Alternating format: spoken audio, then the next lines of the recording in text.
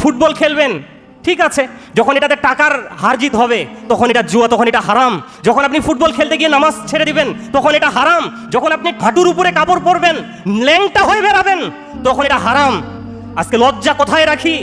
আজকে আধুনিকতা আর শিক্ষার নামে আজকে যুব সমাজ হাফ প্যান্ট পরে বেড়ায়।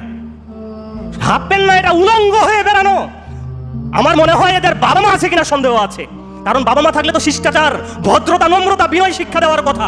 মুসলিম ঘরের সন্তান হাফ প্যান্ট পরে বেড়ায় কি করে? ও কি বয়স হয় নাই? ওর কি 10 বছর 8 বছর বয়স? একটা যুবক ছেলে কি করে হাফ প্যান্ট পরে বেড়ায়? আজকে যে যত উলঙ্গ হয়ে বেড়ায় সে তত আধুনিক, সে তত আধুনিক। তাহলে এই সমস্ত কাজের কারণে এই খেলাগুলো হারাম হয়ে যায়। আরেকটা খেলা যেটা মূলেও হারাম, যেমন বিশ্ব সুন্দরী প্রতিযোগিতা, এর নামে নোংরামি আর জেনাকে যেখানে প্রমোট করা হয়, এরপরে মুরগ লড়াই, মেষের লড়াই, এগুলোও জুয়ার অন্তর্ভুক্ত। এগুলো সম্পূর্ণ হারাম। এবং আরেকটি বিষয় না বললেই নয়, আজকে এখানে অভিভাবকরা আছেন, আপনারা হয়তো স্বপ্নেও জানেন না, স্বপ্নেও দেখেন নাই যে আপনার সন্তান রাত জেগে সে জুয়া খেলে। কয়েকদিন পরে সে কিডনি বিক্রি করে হলেও জুয়া খেলবে, রক্ত বিক্রি করে হলেও জুয়া খেলবে। আপনি মরলে আপনার বাড়ি ভিটা সব বিক্রি করে সে খাবে, তার এই নেশা থেকে যে ফিরে আসতে পারবে না।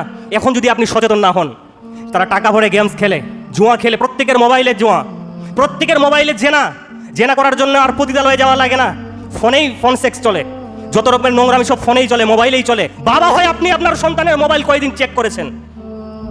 আপনি ব্যর্থ পিতা। জন্ম দিতে পারলে বাবা হতে পারে, বাবা হয় না। বাপ কা বেটা সিপাহী কা ঘোড়া, কুছ না হতো থোড়া থোড়া। আপনি যে সিগারেট খান, আপনি যে নামাজ পড়েন না, আপনি যে হারামের সাথে জড়িত, আপনি যে জেনাবে বিচার করেছেন বিয়ের আগে, এই জন্য সন্তানকে শাসন করতে পারেন না। দুর্বলতা আপনার মাঝে আছে।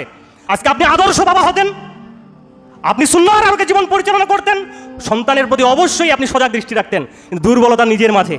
তাই আপনার চরিত্র আপনার সন্তান পাবে, এটা স্বাভাবিক, এটা অস্বাভাবিক না। সম্মানিত সুধী, এই জুয়া থেকে আমাদের যুব সমাজকে আমাদেরকে সতর্ক করতে হবে।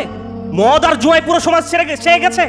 এবং আল্লাহ রাসূল সাল্লাল্লাহু আলাইহি ওয়াসাল্লাম বলছেন, মান লাইবা বিন নারদাশির, যে ব্যক্তি দাবা খেলে, ফাকান্নামা সাবাগা ইয়াদাহু ফি লাহমি খিনজিরিন ওয়া দামিহি, যে ব্যক্তি দাবা খেলে সে যেন শকুরের রক্ত মাংসে তার হাতকে ডুবিয়ে দেয়, হাতকে রঞ্জিত করে।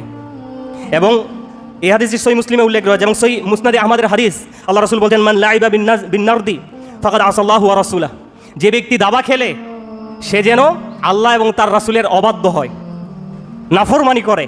এখন দাবা খেলার সাথে সম্পৃক্ত আরও কিছু খেলা আছে, লুডু খেলা, পাশা খেলা, তাস খেলা, ক্লামবোর্ড খেলা, এই ধরনের যত রকমের খেলা আছে এগুলো সব হারাম।